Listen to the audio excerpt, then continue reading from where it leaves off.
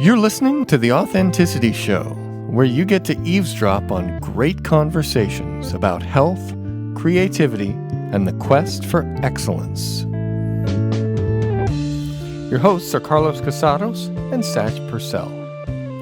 Before we get started, I'd like to remind you to please subscribe to The Authenticity Show wherever you get your podcasts and connect with us on social media. It means like us on Facebook, follow us on Instagram, and check out our YouTube page. And by the way, the YouTube page is where you can find the video. If you're just listening to this on streaming or whatever, then it's, audio only. But on YouTube, there is video of our beautiful faces. Our guest today is actually me. My name is Oliver Althoen. I'm the producer of the show. I'm also a musician, and I have a new album out. The album is called Last Night I Dreamt I Was Drowning, and you can find it on all the major streaming platforms. And they interview me about me, and it's really fun. So here we go.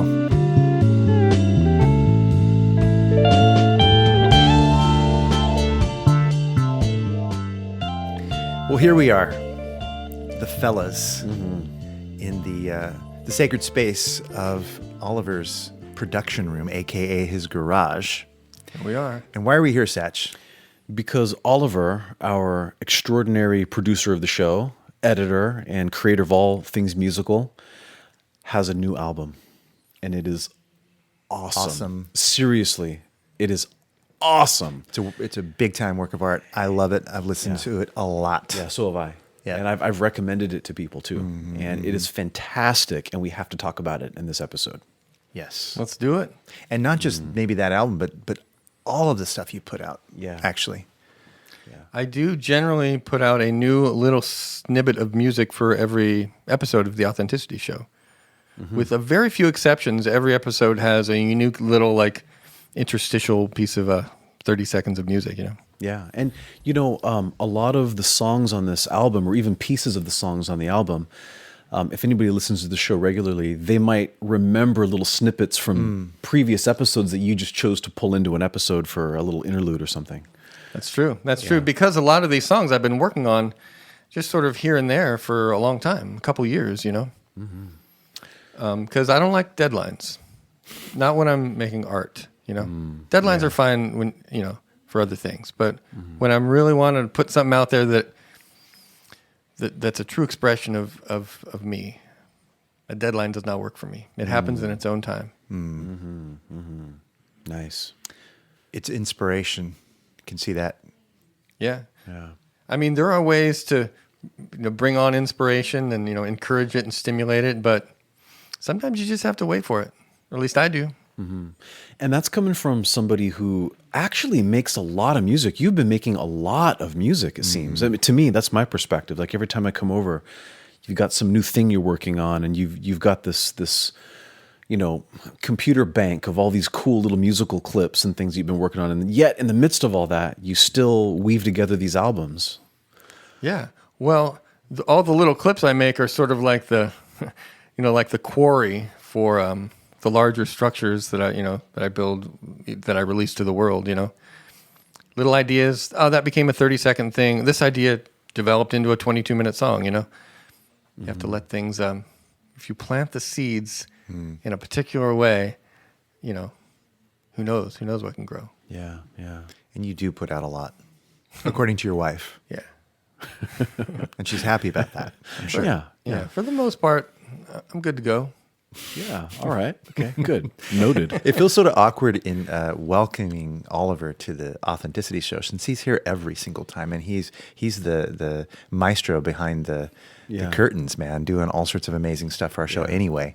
But welcome to the show, Oliver. Yeah. Thank you. Good to be here. Yeah. And I was teasing you before the show just to let you know if there's anything about the episode you want to change or edit, feel free. Yeah. Since you are the guy who does that. Maybe we should let someone else edit this episode. I know. Maybe I'm not objective enough, Yeah, that's Fiverr. possible. But being able to interview you for the show is kind of like allowing an ear to hear itself.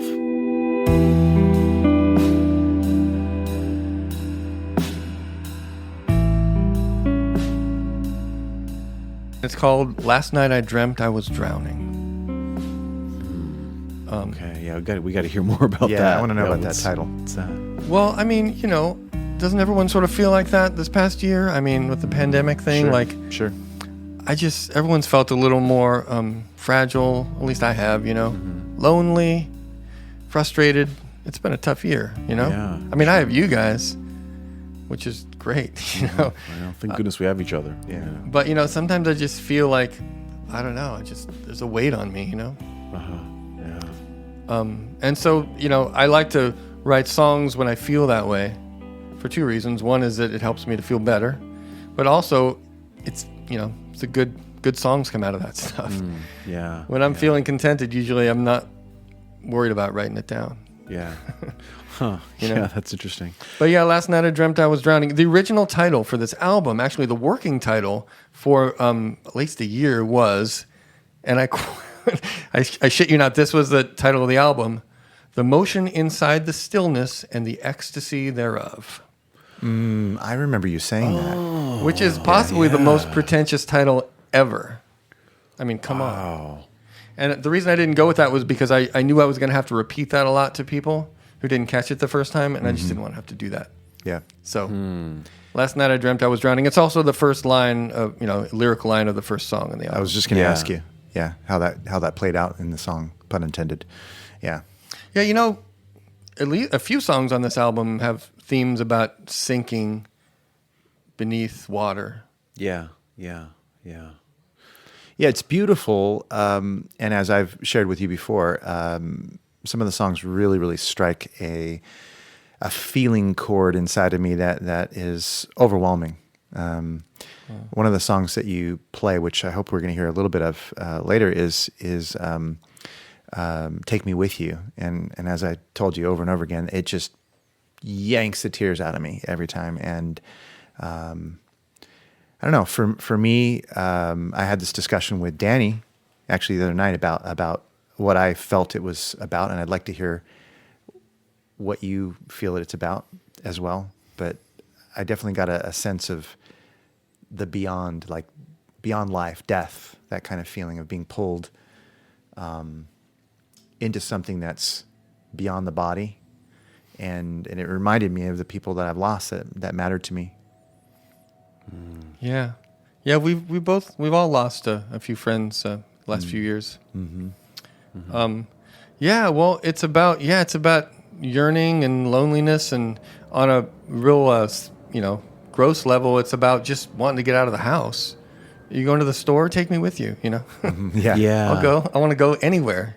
But also, it's about the yearning for companionship on the spiritual journey. Let's go together. Let's explore together, whether it's this life or beyond, or the mountaintops and the deepest depths. Of course, you guys know a lot of that searching is done alone, necessarily, because of the nature of the search, but the spiritual search. But sometimes you have a companion, and it's really nice when you can find one. For sure. Yeah, it's kind of like we're all on this, I guess, different type of journey. Each person's on their own journey, but we sort of, as friends and family and close people that support each other, it's kind of like we're members of the same crew on the same ship. We're out on this journey, even though we have our separate journeys. We also have a shared journey. We're also on a similar vessel on a similar ocean, going to a similar place. It's a good thing we have each other.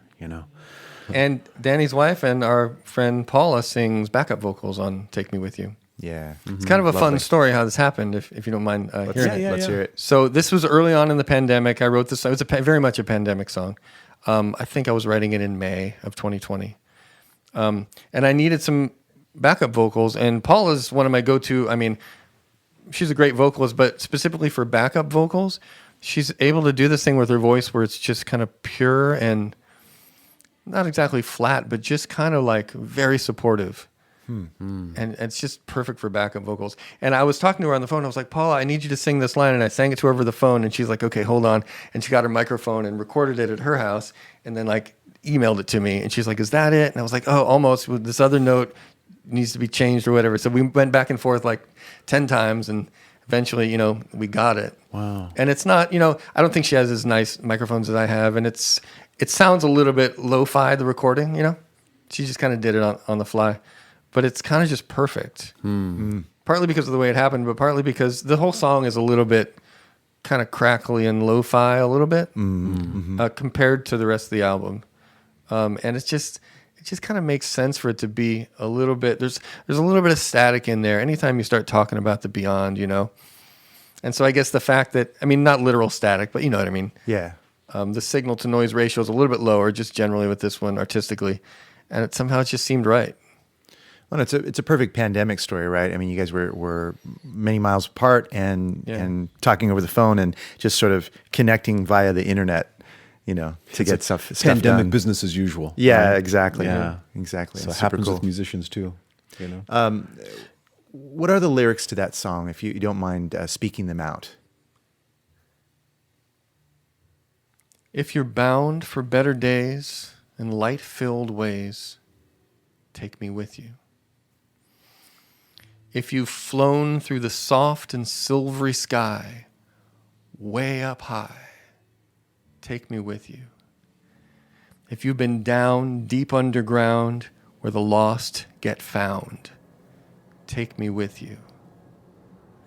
My days have come unnumbered like an endless sea. My nights have come unslumbered like a waking dream. Let my spirit be unencumbered, floating free. If you've seen the light beyond and you're traveling on, take me with you. Dang, wow. Them's the ones. Wow. It just makes me sigh. Yeah.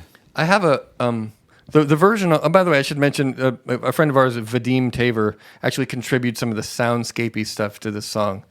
And also, there's like a choir part at the end, kind of a Beatlesy choir part. That was Vadim. Vadim did. It was kind of a collaboration. I wrote the song, but he contributed some pretty cool stuff to it. Yeah, that is super cool. Wow. So thanks, bro.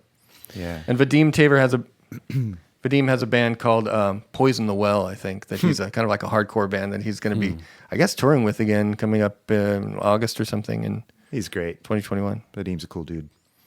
I have a version that I'll just play on this piano here of Take Me With You, if you don't mind. Great.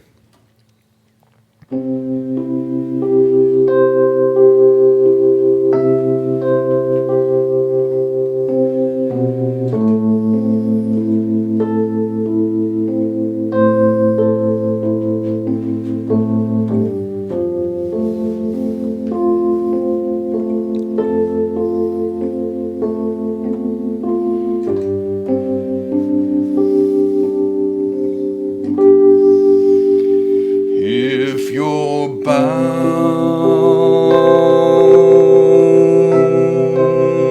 for better days and light-filled ways, take me with you.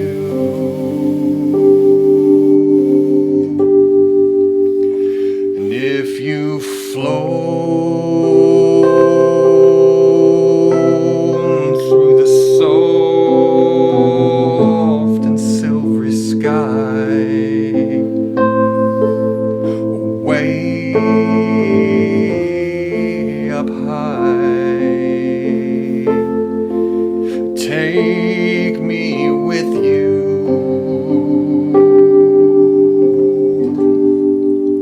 And if you've been down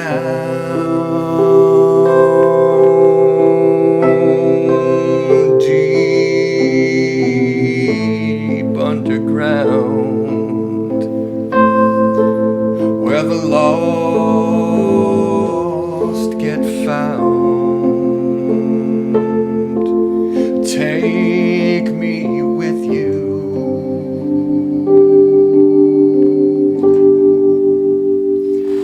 My days have come unnumbered like an endless sea.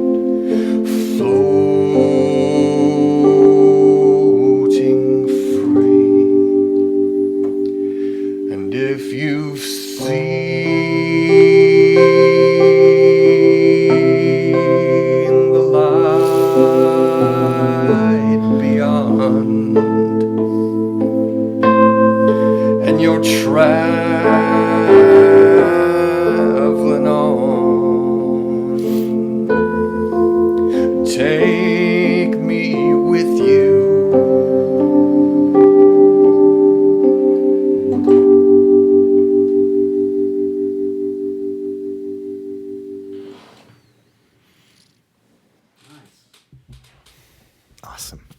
Wow. There you go. Wow, Wally.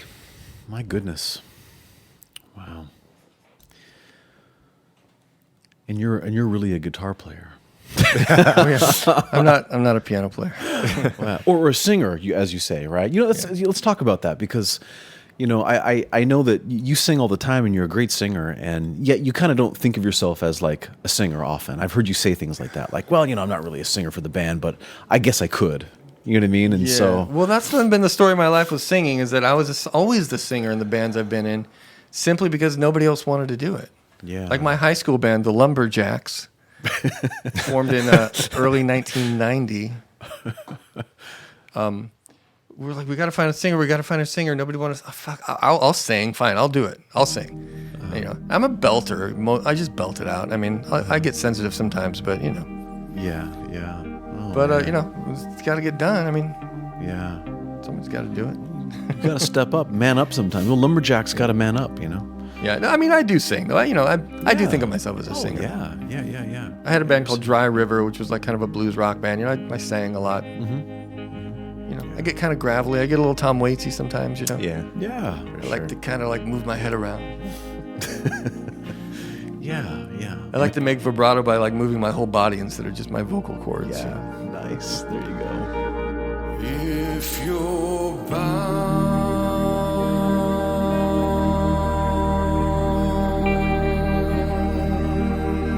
for better days,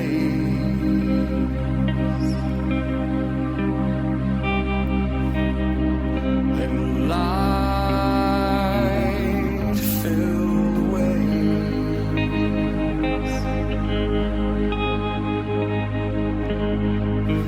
take me with you.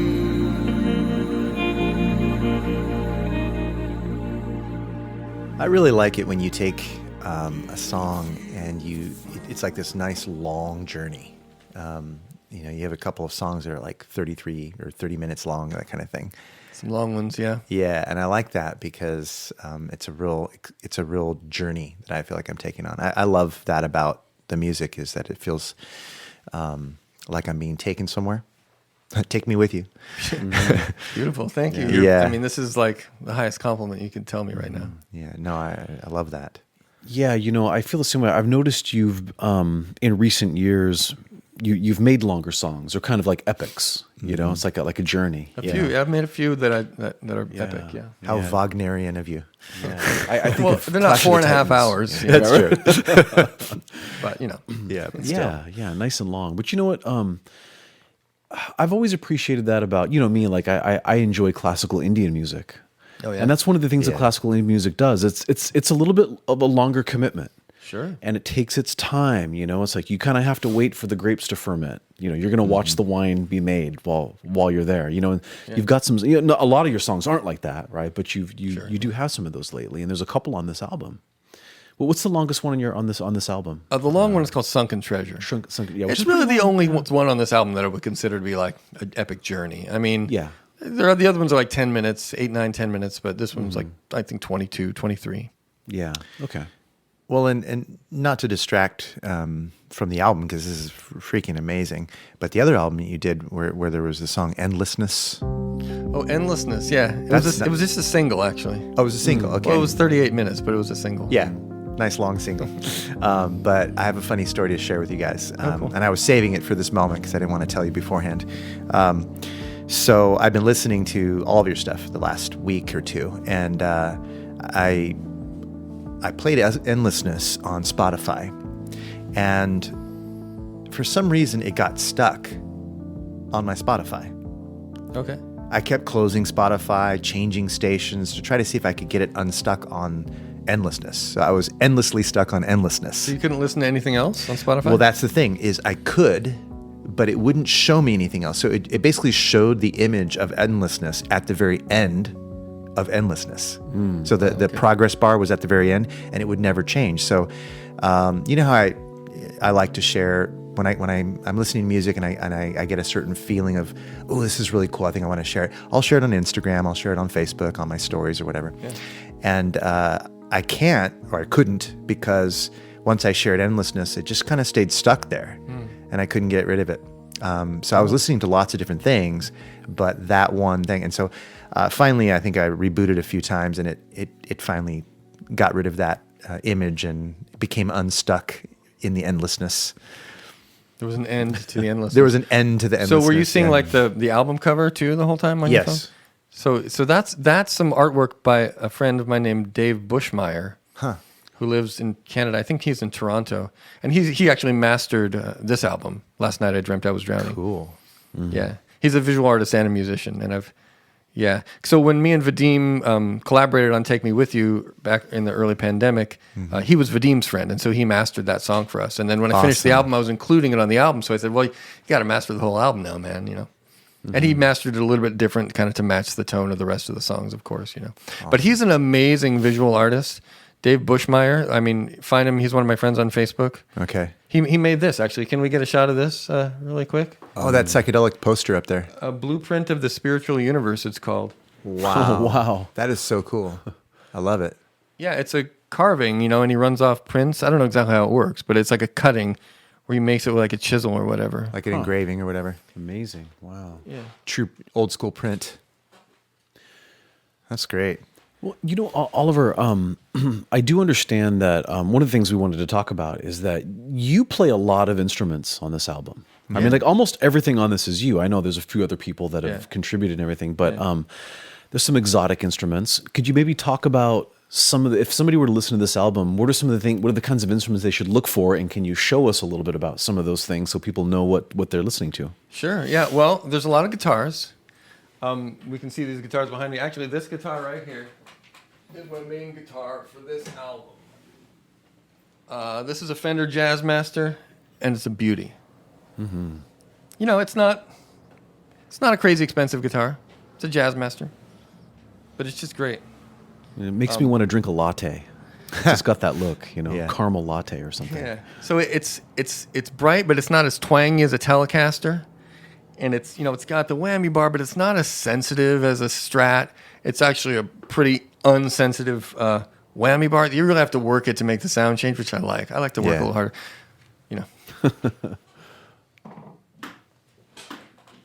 Like Jack White says in that documentary, It Might Get Loud. He would always put we set up the stage so he had to work a little harder. If he had to get to the keyboard, he put it as far away as possible, so he would have to like race to get there. Like he always tried to make things as hard for himself. I mean, I don't go that far, but I thought that was a pretty interesting thing by Jack White. Wow.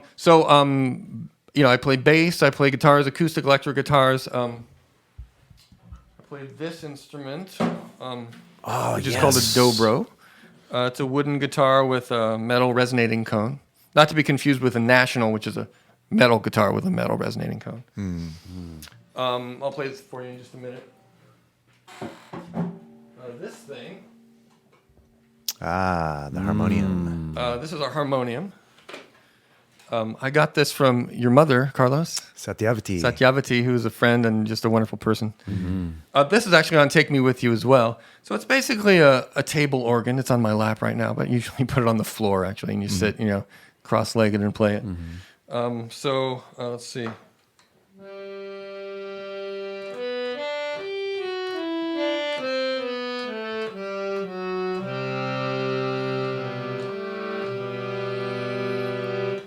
Yeah. You know, it's like a table accordion. But the sound I used on Take Me With You, there's this weird, it just does this one thing. It's like this trick sound. It's like a vibration sound.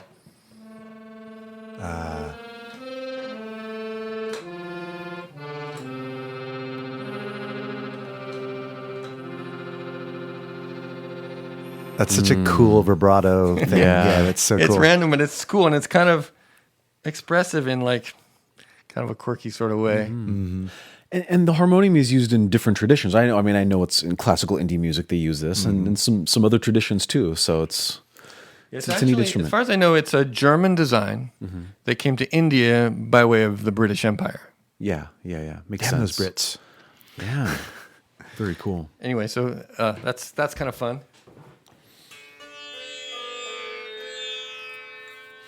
Where's Joel Jarrison? What's that? Joel Jarrison's here. I got this from your mom too, right? Yep. Carlos's mom is all over this album. She is. Her signature, her Akashic or her astral imprint is all over the album. Yeah, it's true. So this is a tambura. Looks like tanpura. Tanpura. It's a Indian instrument as well. And I got this from Carlos's mom, Satyavati, as well. Thank you again. I mean, I bought it from her, but she gave me a good price. Awesome. And it's a drone instrument. There's no frets. You don't hold down the strings at all. You just tune it to whatever note you want it to be. Right now I have it tuned like this.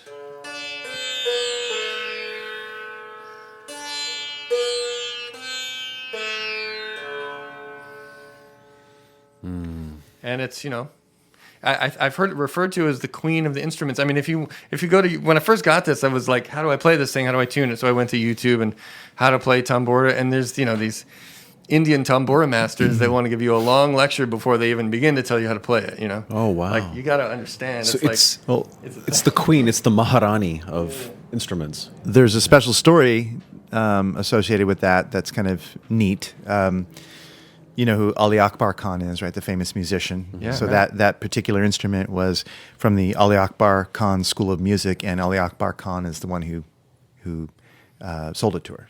Right. So, Yeah. I remember. so it's pretty cool. Yeah. I mean, and for those Pretty who don't know Indian music, that would be like getting a instrument from like Eric Clapton. I mean, he's like really amazing. Yeah. So what else is on here? Different keyboards. I have this keyboard and, just the keyboard, various.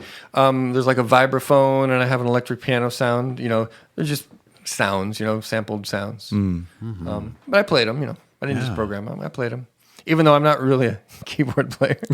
Right. We'll go with that. I understand how it works. The notes are all in order, I just play the ones I want. That's usually good policy. Yeah. Generally speaking. Let's see who else is on here. I did all the electric bass playing, but a friend named Ben Ross played the upright bass on Sunken Treasure, and I had him do a lot of different things, make some different sounds on the bass.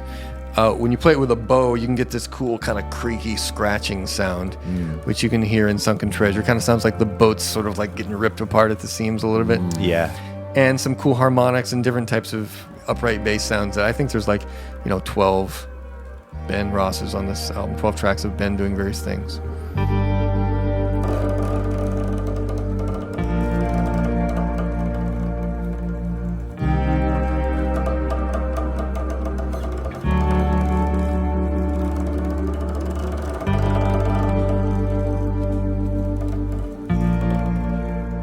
And my drummer for this album, I don't record drum. I play the drums, but I'm not great at it. You know what I mean? So my friend Evan Kilborn is the drum. He's a beast on the drums, man.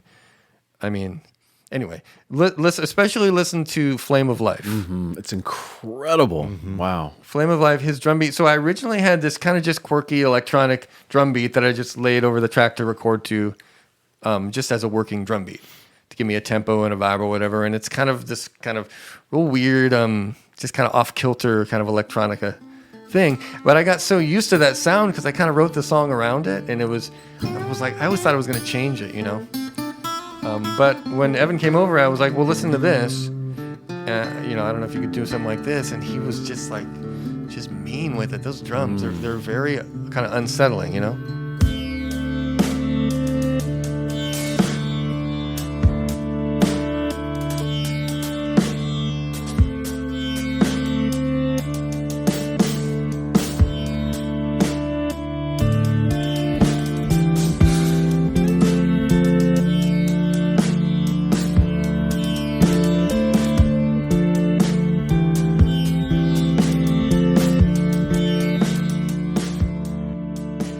Yeah, that beat on that song, Flame of Life, I love it, right? And what I love about it is it sort of captures that idea that that I hear on tablas a lot, which are these peculiar odd off beats that somehow work.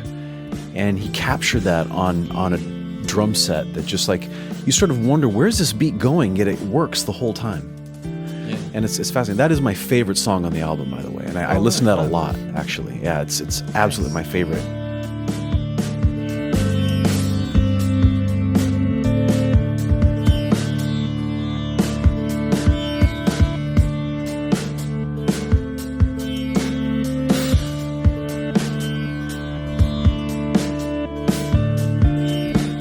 so this song actually has words to it. There's no words on the song on the album, but a lot of times when I don't know if anybody else does this, composers out there, but when I'm writing a melody, I put words to it in my head because I know that if it works sort of like metrically, rhythmically with lyrics, then it's for sure a viable melody. Then it works. Then it works as a melody.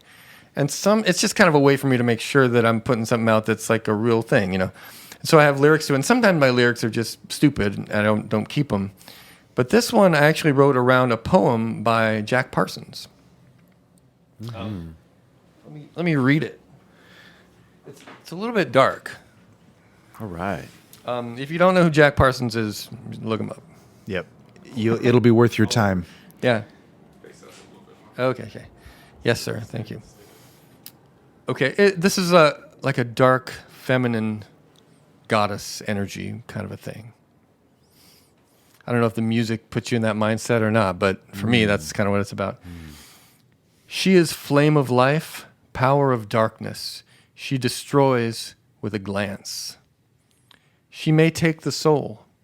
She feeds on the death of men. Concentrate all force and all being in Our Lady Babylon.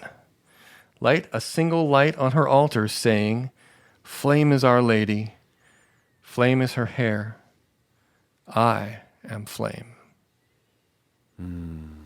Wow. That's beautiful. So yeah, a little dark feminine, never hurt anyone, right? I like it. I'm getting, Did it?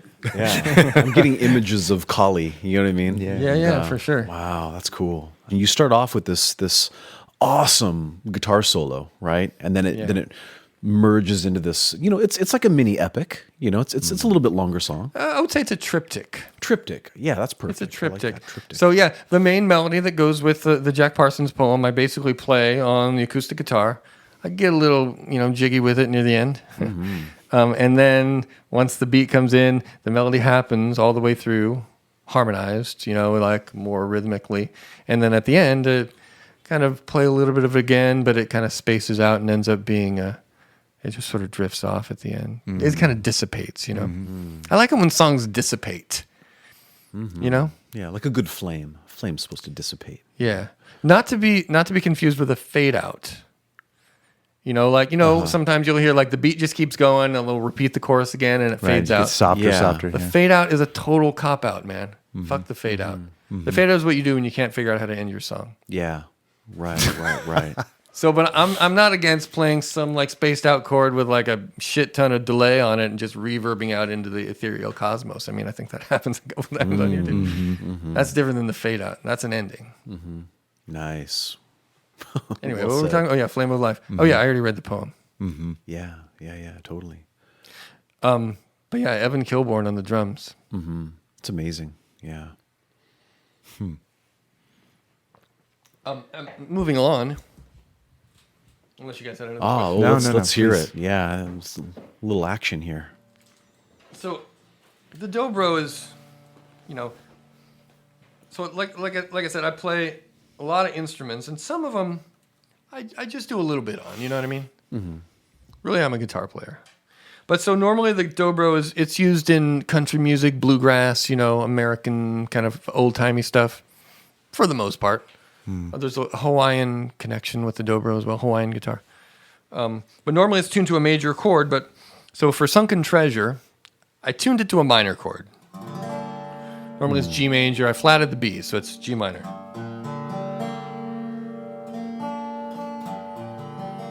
Which normally it's it's kind of a happier sound, but look.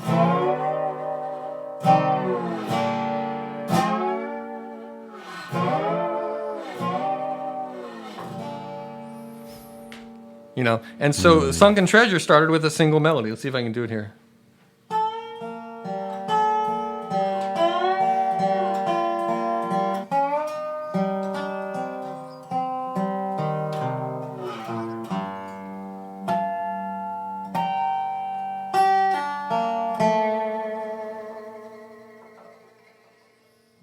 Something like that. Cool. Wow, what a sound. And so I just sort of like recorded that and listened to it and just eventually there's a part just presents itself, and it's like, well, I just have to add this thing because it's part of it now in my head. You know, it's there, so I just have to. So it's almost like I'm taking dictation, really slow dictation from some sort of cosmic force. When I write, you just wait until the obvious thing appears, and it's like, okay, well, it's obvious. It's almost like I didn't write it. You just wait for it. So interesting. Anyway. Where does that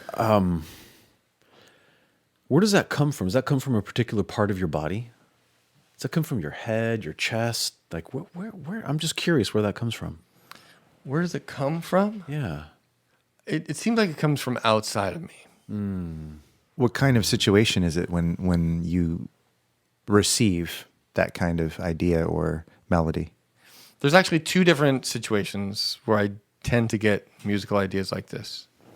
One is late at night when everyone's asleep and it's quiet. And I've kind of there's a certain part of yourself that you kind of let go, or you let your guard down, you know. Everyone's asleep. The night feels infinite.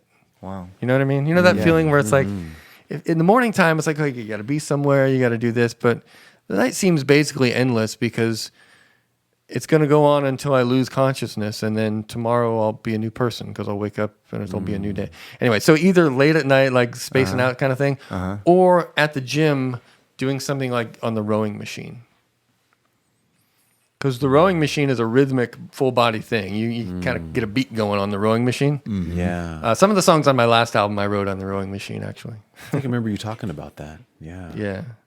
So if it's late at night and you're alone and not distracted by those other things, and or if you're exercising in some rhythmic way that occupies your attention, right?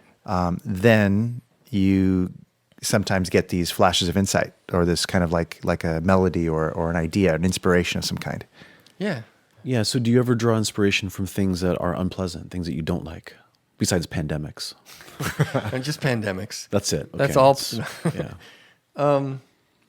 Yeah, for sure. I mean, I've written songs. Okay, I wrote a song a while back called "Lift This Stone," which is a Dry River song. My band, Dry River. Yep. Really, I guess my inspiration comes from feelings that sort of like just come over me. So I was mowing the lawn and thinking about my life, and at the time I had a lot of shit that I didn't want to do. It was just, I got to do this, I got to do this, I got to do this, and none of it I was excited about doing. And so I just felt like I had a weight on my chest. And I'm mowing the lawn, which is kind of like being on the rowing machine in the sense that it's kind of a rhythmic, kind of vibrating experience. True. And it's sort of kind of isolating because it's loud, you know. I talk to myself when I mow the lawn, and I sing to myself because I know nobody else can hear me. It's kind of like being in the cone of silence. It is. But I felt like a weight on my chest, and I got to lift this stone off of my heart. I just kept on saying it, and I was vibrating while I was saying it, so it kind of became a rhythm. And so it started out with just this rhythmic phrase. And by the time I was done mowing the lawn, it had vibrated all into me, and so I couldn't get it out. So the song came out after that. Gotta lift this stone. Gotta lift this stone right off of my heart. Ooh, gotta lift this stone right off of my heart. Rhythmic stuff and vibration is important, I guess. It sounds like it, I realized that. I mean, you have the rhythm, the vibration, and a metaphor, and the metaphor gets stuck, and it seems like, you know, your mind just runs with it. Yeah. It's also like, you know, you keep, when you talk about your body, like when you're working at the gym or mowing the lawn, it very much seems about the beat. You know what I mean? It's the rhythm. It's the, you know, it's kind of primal and very body based. Yeah. Well, rhythm is the most important part of music, in my, you know, not too humble opinion. Mm-hmm. Yeah. So, I mean, rhythm comes first. Yeah. Heartbeat in the womb. 100%. You know? Yeah. Your little fetus floating around in the amniotic fluid, hearing. Yeah. Or what I tell people, I tell this to all my students, people dance to wrong notes all night long. Right. But they won't dance to the wrong rhythm. They'll start throwing things at you, you know? Yeah. Oh, that's funny. The notes don't matter. It's the rhythm. I mean, the notes matter a little. Okay, the notes matter. You know, but like, not as much. So last night you dreamt you were drowning.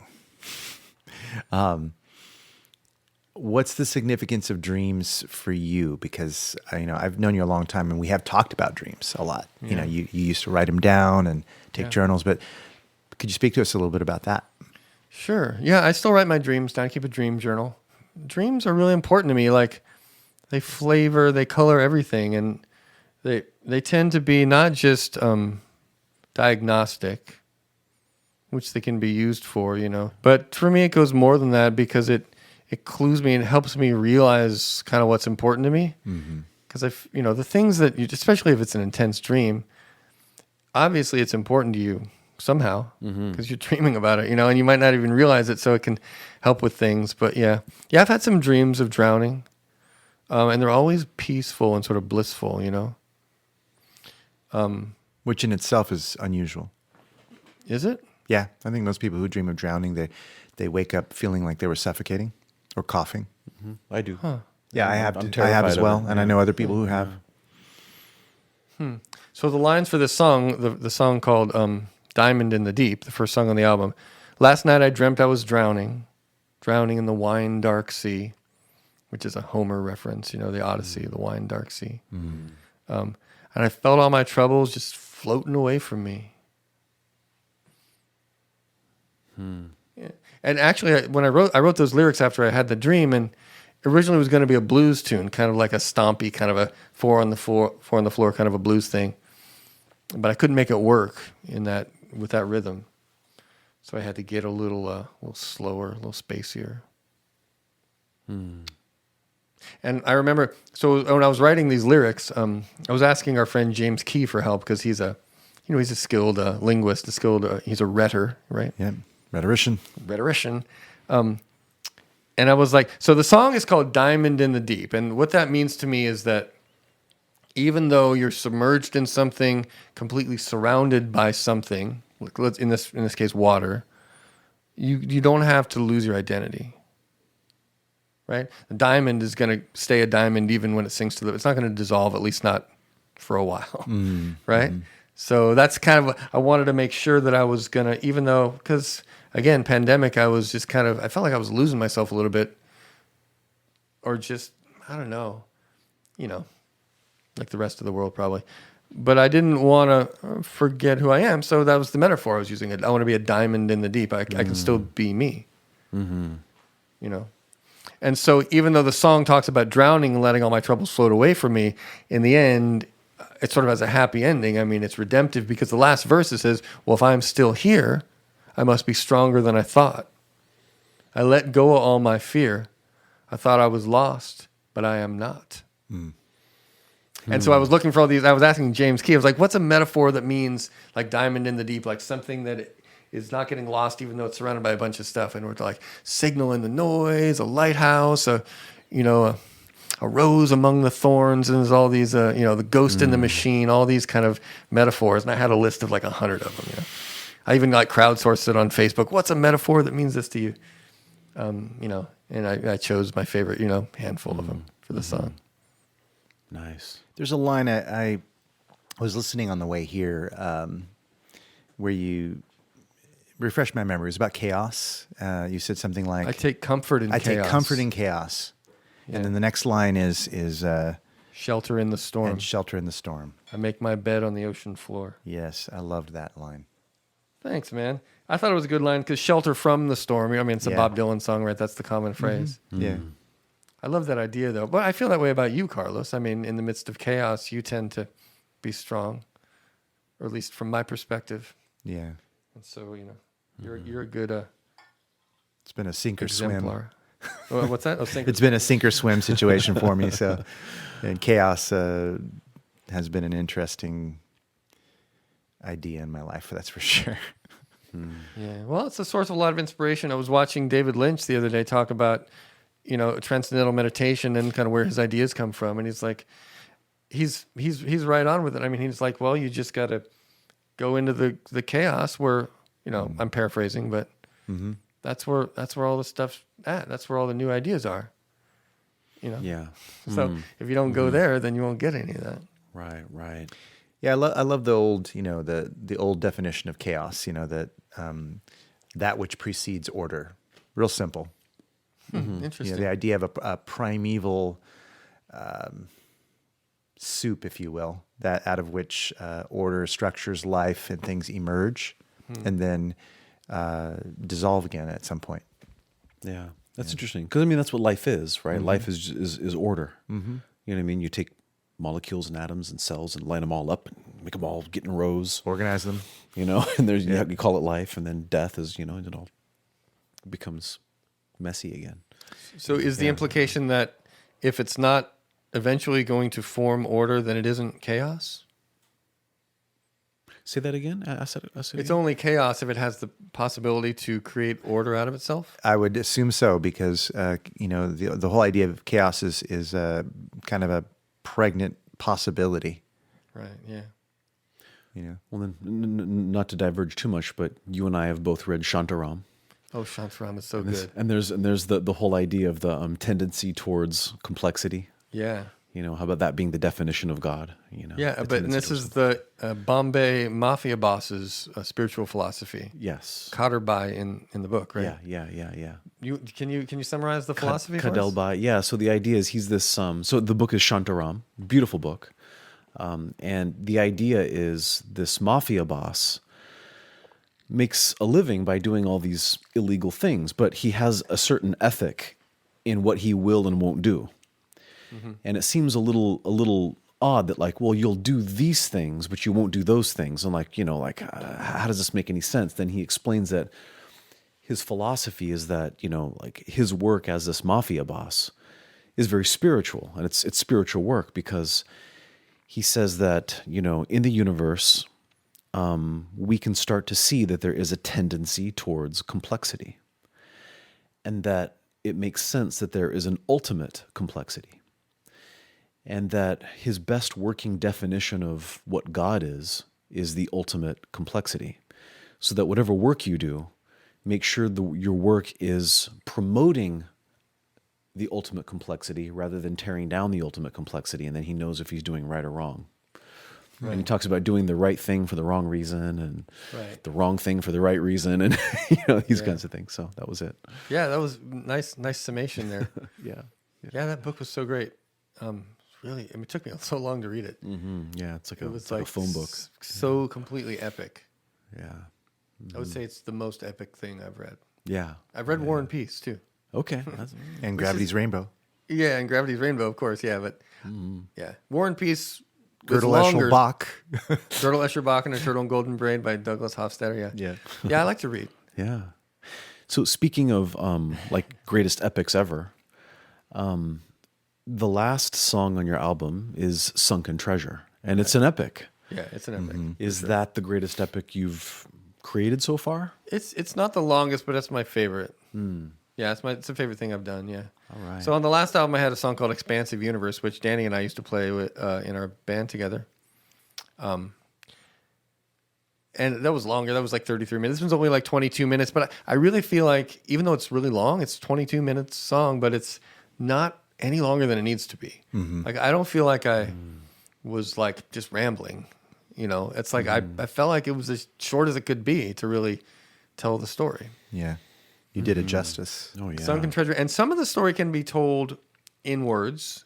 There's a little bit of a program to it, you know, a story to it, but some of it the words sort of fail a little bit, you know. Mm-hmm.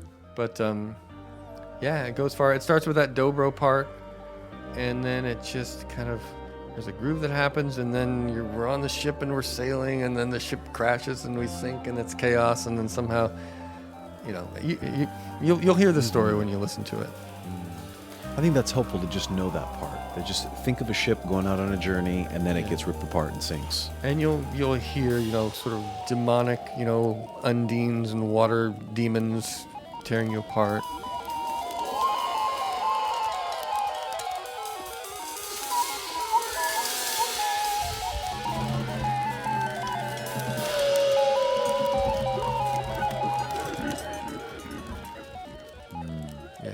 And those are Hey, some when pretty, that happens. Yeah, I know. God. And those were It's usually for the best, though. Probably. some of those sounds of the sirens, right? The demons. You know, you're talking about. How did you create those sounds? A lot of it is just me vocalizing, screaming, and then sometimes I manipulate the sound a little bit in some ways, put some effects on it, or in some cases I reverse the sound, which always gives you kind of an otherworldly thing. And some of them are harmonics on the upright bass with a bow, played by Ben Ross. Kind of squeaky, like the things near the beginning of that section that sound like seagulls a little bit, kind of squeaky, more friendly stuff is the bass, and then the rest of it is me kind of just freaking out into a microphone. Okay. A lot of percussion on there too. I did a bunch of tracks of crumpling up paper into the microphone, which is kind of a fun sound, That's cool. I played. There's like a stool that I played. Just hit things. A lot of things get hit. Yeah, it sounds like the sounds that would be on a ship. I think there's some the washing machine door slamming on there. Oh, Wow. okay. Yeah, some of that. Wow. Everything but the kitchen sink, huh? Oh, wait, there is the kitchen sink. Not the kitchen sink, but there's the garage sink. Oh, the garage sink. That's Yeah. true. Yeah. Wow. Yeah. Interesting. Yeah, because like I said just a moment ago, there are sounds in that song that make you feel like you're hearing the sounds of a ship. Yeah. It sounds creaky and woody, and Yeah, that's the bow on the yeah. bass strings. yeah, that was great. That's so cool. Yeah. Yeah.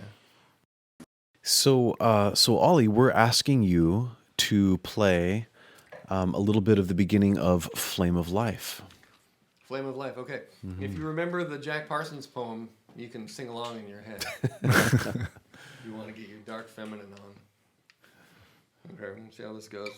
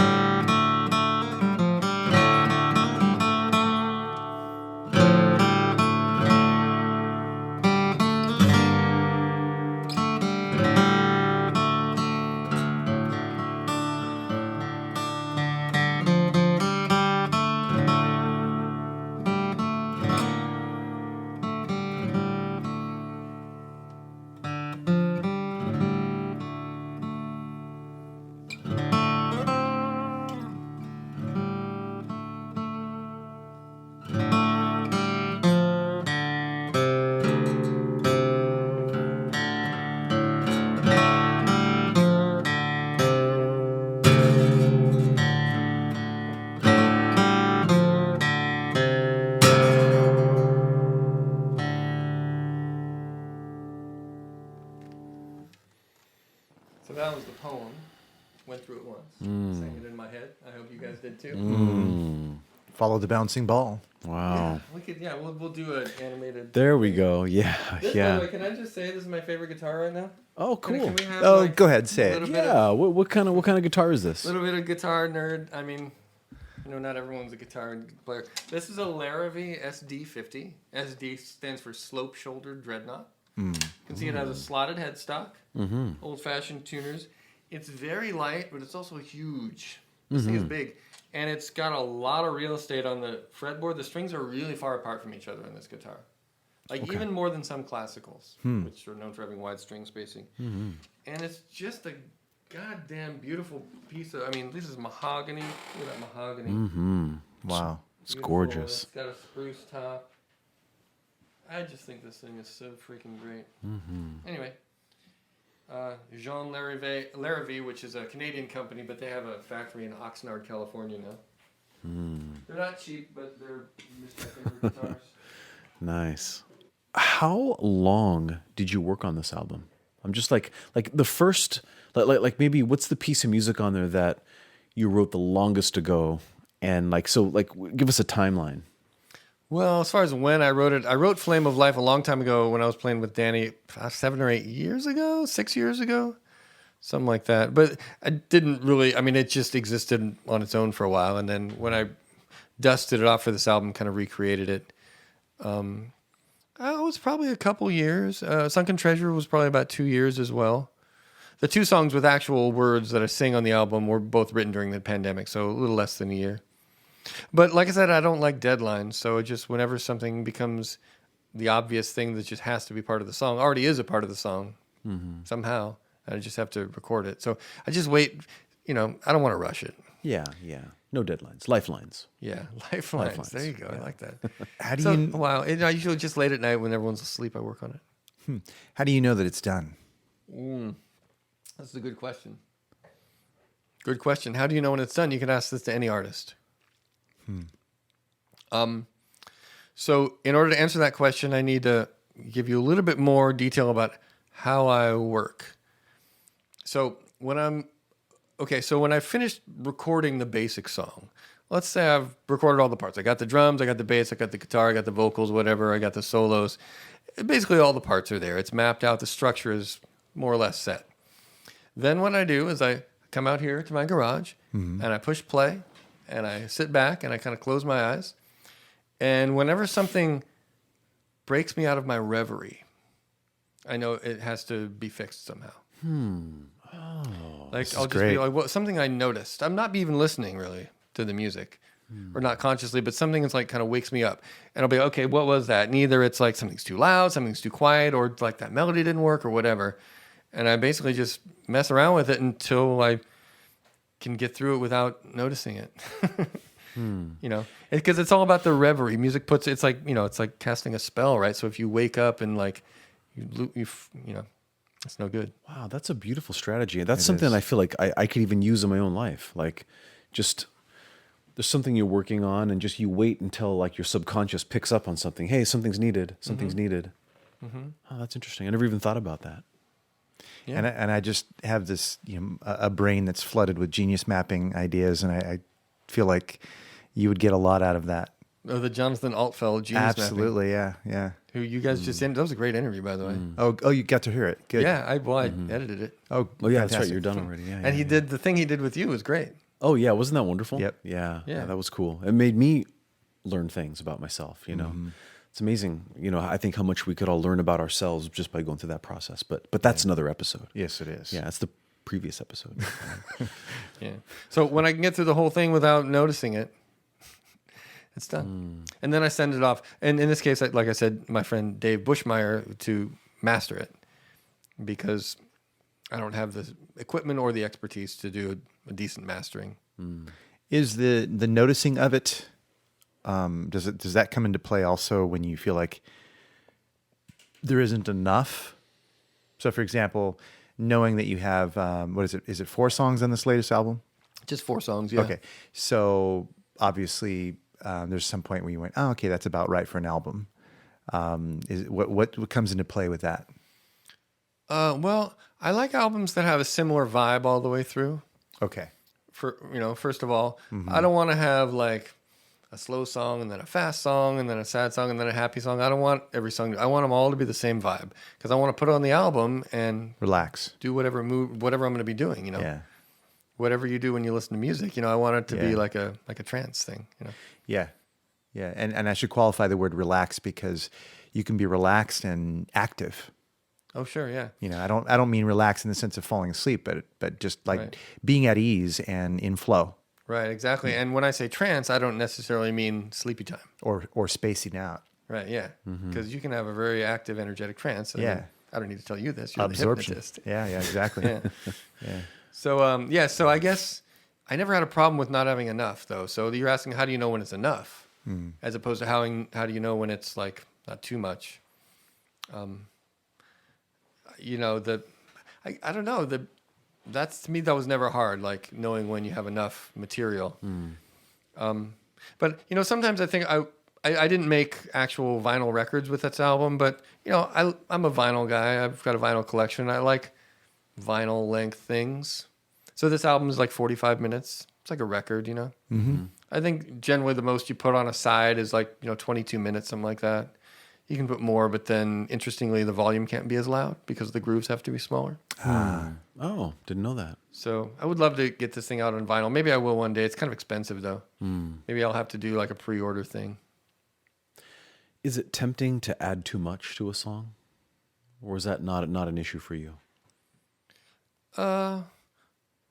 That's not an issue. That's not an issue for me because, like I said, so once I have everything, a lot of the process of like I said, where I listen to it and like make sure nothing wakes me out of my reverie. A lot of that process is taking things away. Oh, okay.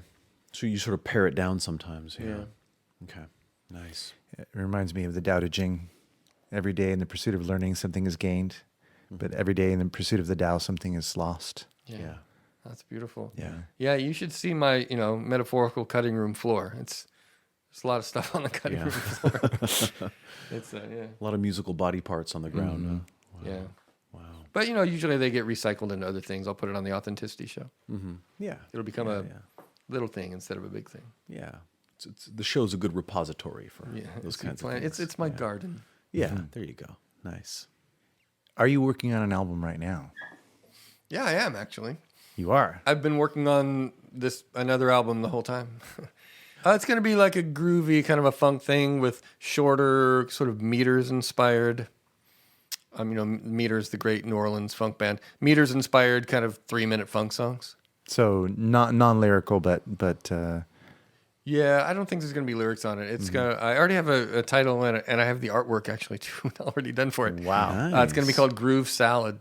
Nice. Ooh. And my daughter Zoe did the artwork for this album. Last night I dreamt I was drowning too, by the way. I love it. Yeah, it's beautiful. I had it projected onto my big flat screen TV that I have, and it was nice to see it like that. I thought, and Dannie and I were having dinner and talking about it, and he was mentioning, oh yeah, that's Zoe's art, and I really like to see it projected on my big screen. It's cool. Yeah, Zoe Althoen, and she did the art for Groove Salad. Hopefully it'll be out, probably late 2021. Okay. Yeah. Be groovy. I've got 8 or 9 tunes done. Got to do a handful more. Okay. Thanks for letting me come on the show, guys. Oh yeah. So good to have you. You really had to twist our arm on this one.